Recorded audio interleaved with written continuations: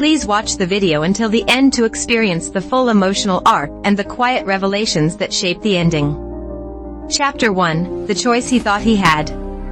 Julian Mercer had always measured his mornings in margins and meetings.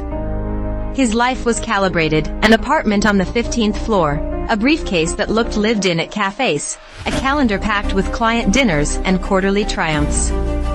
He loved the certainty of schedules, the bright numbers on spreadsheets. Pride in his independence flickered like a neon sign: necessary, dazzling, unmissable.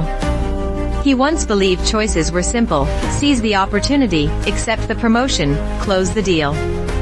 That conviction was tested in college by a woman named Leah Anders, whose laugh knocked him off balance and whose daring to choose connection unsettled every plan he'd carefully made. He chose instead to leave, to pursue a path that promised success in solitude, and Leah had chosen a different life. They parted with a polite promise to remain friends, then drifted into different continents of living. Years later, on the cusp of another milestone, Julian's life was an architecture of compromises he had never intended to make. He had not allowed space for the small, quiet things: homemade bread, a dog that left fur on his coat, the rhythm of a child's breathing through the night. He thought he had chosen freedom. He did not yet know the cost. Chapter 2. The Night That Was Not Supposed to Happen. It began with a chance encounter that felt like a misfired page from a different novel. Julian took shelter in a small, nearly empty bookstore when a sudden storm soaked the city. The shop smelled of old paper and citrus cleaner. The proprietor was a man with soft eyes and a manner that skimmed the edges of the ordinary. He offered Julian a cup of coffee and, without ceremony, asked a question about regret. The conversation moved like a chess game. The proprietor listened with the patience of someone cataloging constellations, then slid across the counter a small, palm-sized token, a brass key that did not open anything Julian knew. When he laughed it off, saying he had no time for riddles, the proprietor only said, "Time will tell which doors you were meant to open." Julian left with the key burning a small hole in his pocket. That night, when he lay awake in his silent apartment, the city honking past like a distant tide, he imagined doorways of different lives. He did not expect to step through one. Chapter 3. Waking in a Different Morning. When Julian opened his eyes the next morning, the room that greeted him was familiar but not his. Sunlight fell across a quilt patterned with tiny sailboats. A child's drawing was taped to the nightstand. He sat up, dizzy. A soft footfall and the murmur of a cartoon came from beyond the bedroom door. He called out, and a small boy appeared, rubbing his eyes, asking in a voice that knew him, "Daddy, are you awake?" Panic flared, then grief, then a thin thread of wonder. Julian found himself in a life that made no immediate sense: a suburban home with a garden overrun by marigolds, a photograph on the mantel of him standing beside Leah, hair speckled with silver, both smiling as if they'd weathered decades together. Leah's name, married name, the house, the child who called him Dad, all belonged to a reality he somehow inhabited. At first he assumed it a dream he would wake from, but the routines of the house were insistently real. Breakfast with eggs cracked by clumsy small hands, the smell of coffee brewed in a machine older than his apartment's sleek one, a calendar filled with family activities and PTA meetings instead of boardroom memos. Each small domestic event pressed on him the strangeness of his sudden repositioning in life. Chapter 4. The Lessons of Small Things. Life in that house taught Julian new definitions of time. Meetings gave way to soccer practices and dentist appointments. Negotiations were replaced by arguments about teeth brushing and bedtime stories. Where once a week had been measured in earnings, it was now scored in laughter, scraped knees, and the steady, persistent demand of caring for others. He learned, often clumsily, the choreography of a partnership. Leah, in this life, was patient in ways he had never anticipated. She did not scold him for being late. She placed a warm towel around his shoulders and said, quietly, "You should rest." She met his questions about work with a softness that suggested there were things she did not need to explain. There was an ease between them that was neither indulgent nor theatrical. It was earned. The child, Ethan, taught him humility. There were nights Ethan held on to Julian with the fierce certainty only small humans possess, waking with nightmares and needing reasons to believe the world was safe. Julian, who had once seen himself as indispensable to a career, discovered in those moments how fragile and vital his presence could be. Chapter 5: The Ghosts of Old Ambitions. Old ambitions arrived like old friends with new accents. A call from a leading client in Julian's original life mirrored into this one as an opportunity for him to return to a lecture circuit, to speak at a conference, to step back into the rhythm he'd known.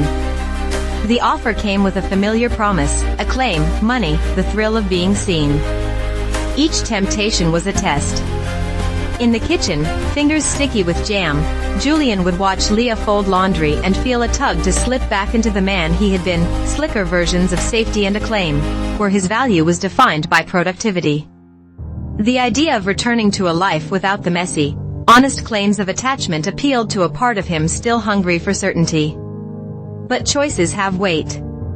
The life he now inhabited contained mornings when Ethan's hair caught light at a certain angle, the way Leah's brow furrowed as she worried quietly over the mortgage, the small domestic victories that reshaped the scale of meaning. Leaving would mean giving up the tangible warmth he had never known he craved. Chapter 6: The Quiet Days That Changed Everything. Romance in that alternate life was not the sweeping, cinematic thing Julian had imagined in youth. It was in the way Leah washed dishes while humming an off-key melody, the way she placed a hand on his as they walked past a bookstore, the way they shared silence without needing to fill it. It revealed itself in small acts: a surprise note tucked into a lunchbox, a casserole waiting on a cold evening, a shared joke across a crowded breakfast table. These were the gestures that revealed transformation. Julian began, slowly, to prefer the imperfect rituals of a family dinner to a flawless solo triumph. He learned the pleasure of being part of something larger than an individual ambition. The love that grew between him and Leah felt less like a conquest and more like the gradual uncovering of truth beneath the daily weather of life. He also discovered his capacity to forgive himself. Years of what-ifs and if onlys shrank under the steady warmth of a child's laugh. By giving himself to this life, even temporarily, Julian found that the fear he had carried, of losing himself to dependency, was not what he feared at all. He feared the prospect of never knowing what love could ask of him. Chapter 7: The Price of Return. Time in the alternate life progressed like a film dissolving between frames. Seasons passed, Ethan became a little taller, Leah's hair threaded more thoroughly with silver. The mystery man from the bookstore appeared at intervals as if to check the integrity of Julian's resolve. He reminded Julian that no life is without cost, and that every choice carries a sacrifice. The proposition he had been offered all along was to stand in one doorway long enough to know whether it fit. When the moment came to return to his original life, Julian realized he could not do so without repercussions.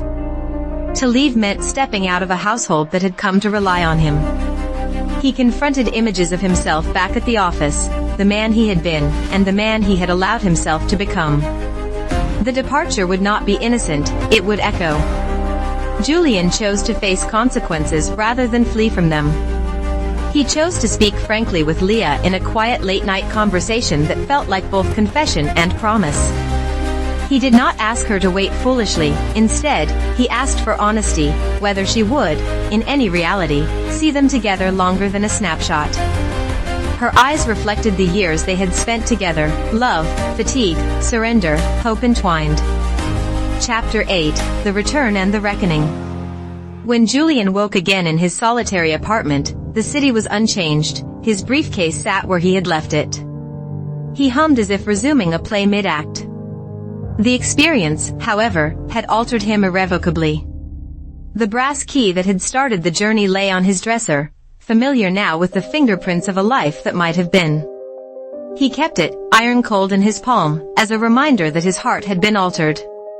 He resumed his work, but with a different attention. Meetings still demanded strategy, but he found himself taking fewer calls that compromised his evenings, carving out time he had never thought to set aside. He began to return favors with genuine care. He sent emails with a new tolerance for being human. The return did not come with a neat redemption arc. He had to reckon with the solitude he once prized and with the knowledge that he had chosen it. He also learned that returning did not preclude change. He could carry the lessons of that other life into the one he had chosen, and perhaps that was the point.